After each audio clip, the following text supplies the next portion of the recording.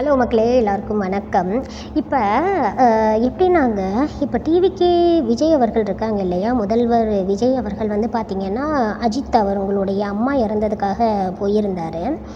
இப்போ இது வந்து நம்ம சொல்லிட்டோன்னா உடனே இந்த தற்குறி கூட்டம் எல்லாம் வந்து உடனே பொங்கிக்கிட்டு வந்துட வேண்டியது சரியா. ஏதாச்சும் ஒன்று சொல்லிட்டோன்னா இப்போ நாட்டில் அவ்வளோ பிரச்சனை நடக்குது. கேட்டால் இதுக்கு முன்னாடி உள்ள கவர்மெண்ட்டை நீங்கள் கேட்டிங்களா? அவங்களையெல்லாம் நீங்கள் கேட்கவே இல்லை, எங்களை மட்டும் என்ன கேள்வி கேட்குறீங்க? அவங்களையெல்லாம் அவங்க செய்யலைங்கிறதுக்காக தான் உங்களை கொண்டாந்து உள்ளே உட்கார வச்சுருக்குறோம் சரியா.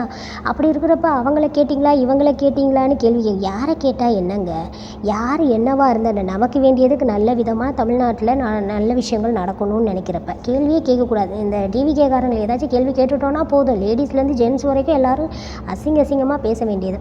சரி, okay, come to the point. இப்போ என்னென்னா, இவ்வளோ நாட்டில் பிரச்சனை நடக்குது. நீங்கள் வந்து ஒரு முதலமைச்சர் எல்லா இடத்துக்கும் வந்து பார்க்க முடியாது, ஓகே, அது வந்து அக்செப்டபிள், நான் ஒத்துக்கிறேன். ஒரு அறிக்கை கொடுக்க முடியாதா? ஒரு விஷயத்துக்கு ஒரு பேச முடியாதா? ஒரு டெல்லிக்கு போயிட்டு ஒரு நிமிஷம் 19 செகண்ட் வந்துட்டு பேசிட்டு வர்றதுக்கு உங்களுக்கு வந்து 50 கோடி ரூபாய் செலவில் நீங்கள் இங்கேருந்து பிரதமரை பார்க்க டெல்லிக்கு போகணுமா?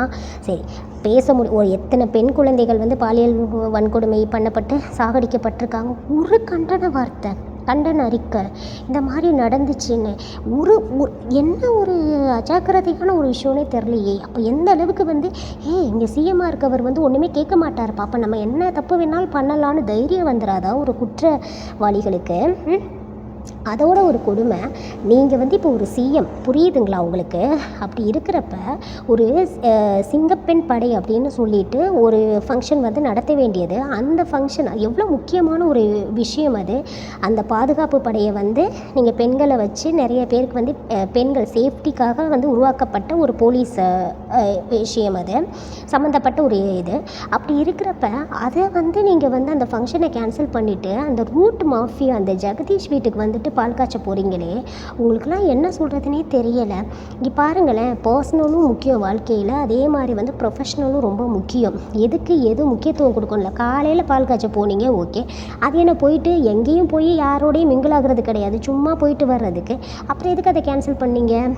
புரியல. இதெல்லாம் நம்ம கேட்டுட்டோன்னா நம்மளை லூசும்பாங்க எல்லாரும் இங்கே இருக்கவங்கெல்லாம் சரியா. என்னவோ பண்ணி தொலைங்க. அப்புறம் வந்து இப்போ டெல்லிக்கு இப்போ வந்து த்ரிஷாவும் இவரும் தான் வந்து போயிருந்தாங்க. சிஎம் அவர்களும் வந்து காரில் வந்து போயிருந்தாங்க.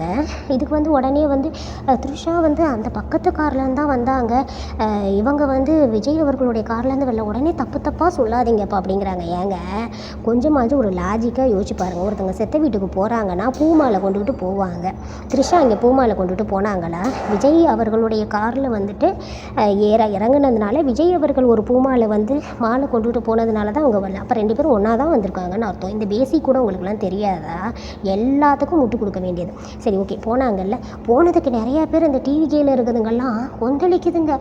எங்கள் அண்ணனை விட்டுட்டு போ த்ரிஷாவை விடுங்கண்ணே, எங்கள் அண்ணனை ஏன் ஏமாத்துறீங்க, எங்கள் அண்ணன் பாவம், எங்கள் அண்ணனை வந்து போக மாட்டியா பிசாசே பேய் அப்படின்னு த்ரிஷாவை போட்டு கண்ட மணிக்கு கடிச்சு குதறிக்கிட்டு இருக்குதுங்க இதுங்க எல்லாருமே. எனக்கு புரியவே இல்லை, உங்கள் அண்ணன் என்ன சின்ன பப்பாவா? நேற்று தான் வந்து பிறந்து 1 வயசு ஆகுதா? ஒரு தப்பு பண்ணனா அதுக்கு ஆணும் பெண்ணும் உடன்பட்டு தானே அந்த ஒரு தப்பு பண்ணுறாங்க. அப்படி இருக்கப்போ த்ரிஷா மட்டும் யாராக இருந்தாலும் இந்த பெரிய ஹீரோ எல்லாருமே, பார்த்திபன் கூட, அந்த நடிகர் பார்த்திபன் கூட ஒருக்கா சொல்லியிருந்தார், த்ரிஷா வந்து குந்தவை வந்து வீட்டில் குந்திக்கிட்டு இருக்கட்டும்னு. அது என்ன, விஜய் அவருக்கும் தானே அதில் உடன்பட்டு தானே அந்த விஷயத்தை பண்ணுறாரு. அப்படின்னா விஜய் அவருக்கு மட்டும் ஒன்றுமே தெரியாத மாதிரியும் இப்போ வந்து த்ரிஷா தான் எல்லா தப்பையும் பண்ணி அவங்கள கெடுக்க வச்ச மாதிரி இது பண்ணுறாங்க. எனக்கு புரியவே இல்லை. அப்போ பெண் வந்துட்டு என்ன ஒரு என்னவா இருந்தாலும் பெண்ணை மட்டும்தான் தப்பாக சொல்லுவீங்களா? சரி, ஓகே. இப்போ முதல்வர் அவருக்கு ஒரு கேள்வி. உங்களுடைய மனைவியை வந்து எல்லோரும் தப்பாக பேசுகிறப்போ, உங்களுடைய கட்சிக்காரங்க பேசுகிறப்ப அமைதியாக இருந்தீங்க.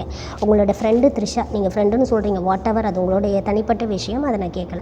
அவங்கள பற்றி யாராச்சும் சொல்கிறப்பவும் அப்போவும் வந்து அசிங்கமாக பேசுகிறப்போ அமைதியாக இருக்கீங்க. உங்கள் பிள்ளைங்களை பேசுகிறப்பவும் அமைதியாக இருக்கீங்க.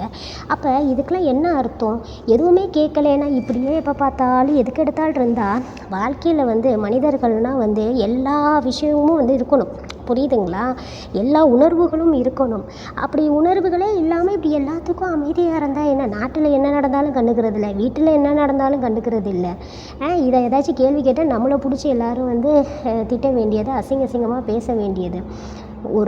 இதெல்லாம் எங்கே போய் சொல்கிறதுனே தெரியல. அப்புறம் வந்துட்டு யாராச்சும் இப்போ இந்த அருண் ஐபிஎஸ் அவரை போட்டதுக்கு என்னென்னா மக்கள் எல்லோரும் வந்துட்டு அண்ணே விட்டுருங்கண்ணே, அவங்கள இது பண்ணாது, உங்களை யாரோ தப்பாக கைட் பண்ணுறாங்க அப்படின்னு சொல்லிட்டு அதுக்கு ஒரு இது பண்ணுறது. ஏன்பா ஒரு சிஎம் ஆயிருக்காரு, சிஎம்க்கு தெரியாமல் எப்படி எல்லா விஷயம் நடக்கும்? சரி, எது செஞ்சாலும் அவர் கூட இருக்கவங்க தான் அவரை தப்பாக சொல்லித்தராங்கங்கிறீங்க. சரி, ஓகே, தப்பாக சொல்லித்தரது ஓகே. தப்பாக அவருக்கு தெரியாமல் நடக்கிறது, தப்பாக சொல்லித்தராங்கங்கிறத அக்செப்ட் பண்ணிக்கலாம். ஆனால் அவருக்கு தெரியாமல் இந்த விஷயம்லாம் நடக்கிறதுங்கிறத எப்படி அக்செப்ட் பண்ணிக்க முடியும்? அவர் தானே க்ரைம் போட்டிருப்பாரு.